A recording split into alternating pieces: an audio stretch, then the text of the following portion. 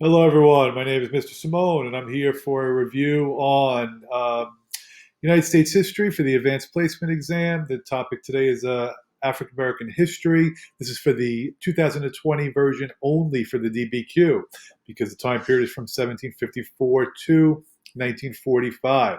So that first time period um, begins with the French and Indian War, and then it leads to our cause of the American Revolution, which will then be the Declaration of Independence and the American Revolution. Then we go to the Articles of Confederation and the Constitution. Again, for my students, we've gone over this timeline over and over again. If you have any questions, definitely send me an email or a message in our live remote learning sessions. But now, as far as African American history goes for this time period, okay, I did begin just that you were all aware slavery did exist in all 13 of the colonies at one point, although it is somewhat ironic that Georgia was founded without any slavery. At the Boston Massacre, one of the five people who was killed was Crispus Attucks, an African American colonist at the time. And then when the war was taking place, George Washington and the colonists, they refused to allow black soldiers to enlist at first.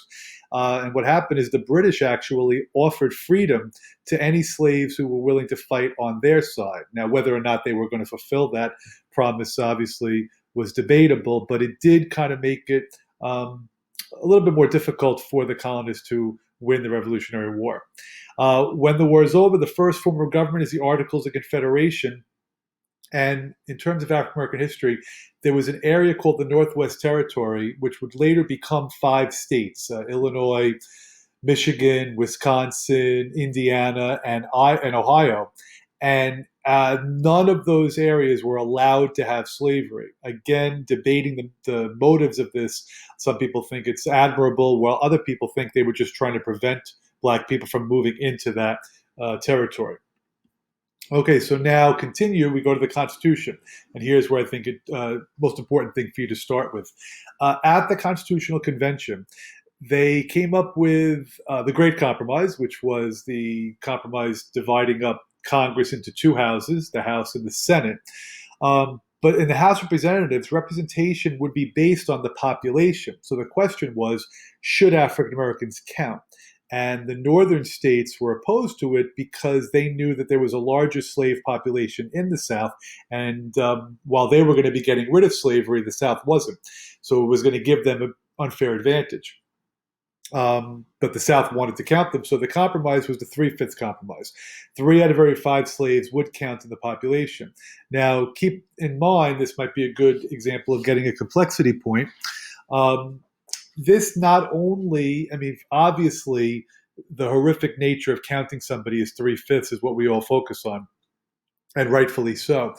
But for future presidential elections, the Electoral College votes are based on the state's population.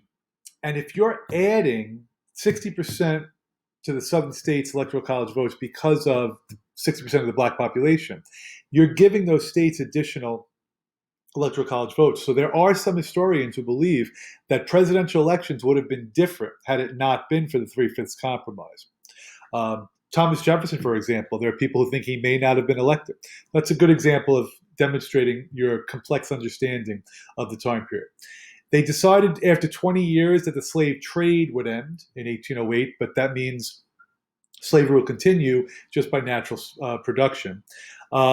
And like I said, slavery was abolished gradually in the northern states, one by one, but it will not be until after the Civil War that it's completely abolished. And always be aware that there is a free black population. Okay, I think we've talked about the movie 12 Years a Slave, about Solomon Northup, free black man being sold into slavery. All right, so now we get to the 1800 to 1844 time period. So we can call this the antebellum period before the Civil War. And this is when the abolitionist movement is really going to materialize. Just to go back, I should have went over this. These are just, this is Benjamin Banneker, who was first African American, I think, hired by the federal government. Brilliant, brilliant thinker, and he helped create the plans for Washington, D.C. This is an image of Phyllis Wheatley, a black female published author, published a book of poems. And then this lady, known as Mumbet, Elizabeth Freeman was her name, but she was really the one who was responsible for slavery ending in Massachusetts, bringing a case to court. All right, so now we go back to that antebellum period. I apologize for that. This is when the abolitionist movement is really going to start to materialize. William Lloyd Garrison was a very radical white abolitionist, published a pamphlet rather, called The Liberator. He was very radical, believed that slavery should be abolished and there should be no compensation at all for slave owners. He even burned a copy of the Constitution in public, calling it a slave document. Now, Frederick Douglass, I'm sure you're all familiar with as one of the leading black abolitionists of the time, and he escaped from slavery. And then Nat Turner is an example of a slave rebellion that was not successful, but he tried to break away in, I believe, 1830 or 1831 in Virginia. Now, politically, the Missouri Compromise is our first effort to try to maintain or prevent dispute over the issue of slavery. So Missouri wanted to come into the Union as a slave state, but it would have upset the 11 free, 11 slave state balance that we had in the country at the time. So what Henry Clay came up with is he allowed Missouri to come in as a slave state, but then he continued to keep the state number balanced by adding Maine as a free state. Maine was previously part of Massachusetts. And then all the rest of the territory would be divided at the line 3630. So below it would become free slave territory, and above it would be free territory. And that compromise will last for a significant amount of time. Now we get to the more immediate time of the Civil War, and it begins really with the election of Polk. And this Mexican-American War is very significant, which we're about to go through. And then Civil War and Reconstruction. Please always remember the years of the Civil War. It really helps you to put everything in context, 1861 to 1865. So why is, well, before we get to the war, I guess, I just gave you a few more. Harriet Tubman organized the Underground Railroad, and Harriet Beecher Stowe wrote Uncle Tom's Cabin. Remember when Lincoln met her, he said, "So you're the little woman that wrote this book to start the Great War." Again, this is a review, so I'm going fairly quick. But the Mexican Cession really could have led to the Civil War 10 years before it happened. So after the Mexican-American War, the U.S. receives this very large area of land. And the Mexican Cession is all around here. California, New Mexico, Arizona, Utah, Colorado, part of Wyoming. So the debate was, should this be free or should it be slave?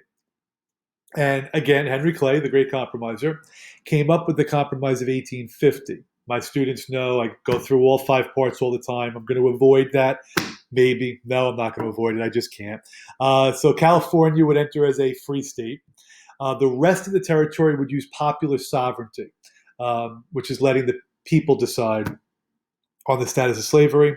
There would be a stricter fugitive slave law. $10 million was given to Texas in return for a strip of land, and then the slave trade would be banned in D.C. So again, this is a massive compromise passed at this time.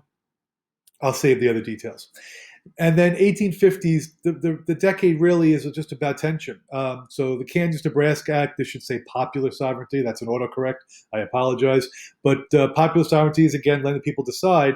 And in Kansas, that led to chaos and corruption, chaos and murder.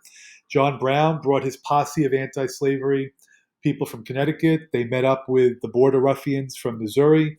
And Kansas was just a microcosm of America, because they actually passed two different constitutions. One was free, one was slave allowing, and it's just total chaos. The Dred Scott decision was a Supreme Court case that said slaves were property and they couldn't even be in court to sue. The Sumner Brooks incident shows, that the violence erupted in Congress. Charles Sumner gave a anti-slavery speech, and he got beat up badly with a cane the following day. And then that same John Brown I talked to you about up here in Bleeding, Kansas, he tried to start a slave revolt in Harper's Ferry, Virginia, but was caught, put on trial for treason, and was executed. Another example, maybe for a complexity point, is to keep in mind that this new Republican Party that Abraham Lincoln was a member of, they were not abolitionists. They were just against the extension of slavery. And the reason why that's important is because in the next slide, he was elected, and as soon as he was elected in November, South Carolina broke away in December. So secession started already, and they did this because they thought he was going to abolish slavery, but that really wasn't his objective. You may even get a speech from him where he said, if I could save the Union by freeing every slave, I would. If I could save the Union by freeing no slaves, I would. If I could save the Union by freeing some slaves but not others, I would. So his goal is to preserve the Union. And he even illustrated that with his Emancipation Proclamation. These states here, these are all the states that had slavery. But you'll notice they didn't all break away. So the ones that are in this lighter brown, you guys know I'm not good with my colors, they all had slaves and broke away.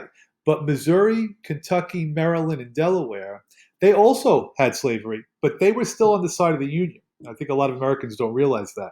So what Lincoln did in the Emancipation Proclamation is he freed the slaves in the Confederacy, but he didn't free those slaves in those 4 states. And those of you that might be wondering about this is West Virginia, which breaks away from Virginia during the Civil War.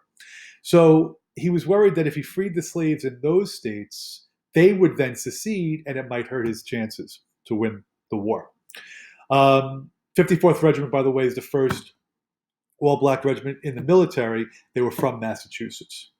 Okay, so now we get to Reconstruction, and this time period, when the Civil War is over, the positives are immense. Slavery is abolished with the 13th Amendment.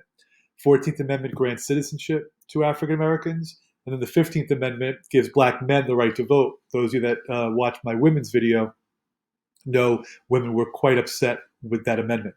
And then the Freedmen's Bureau provides all sorts of services: food, clothing, shelter, education, medical care, job training, to help these newly freed African Americans. There were about 4 million. If we had stopped right there, we would have been on the path to equality.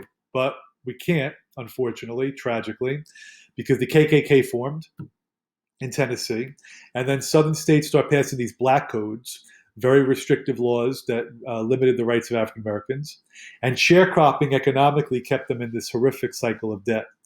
So Reconstruction ends with the controversial election of 1876. Again, I'll spare you the details right now, even though I want to talk about it. But what they did is they basically removed the military from the South. So that allowed the southern states to do whatever they wanted again. So there are some historians who think that if we had just kept Reconstruction going, if they didn't end it, that the movement might have occurred much faster for equality.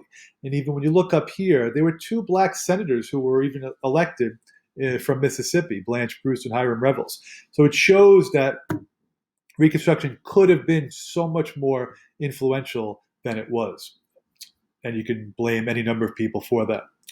And then your last time, again, is the late 1800s and early 1900s. So from an African American history perspective, this is the entire Jim Crow era. So it's always good to know Jim Crow laws, they didn't emerge really until after Reconstruction was over. And these are laws that segregated African Americans in all public facilities.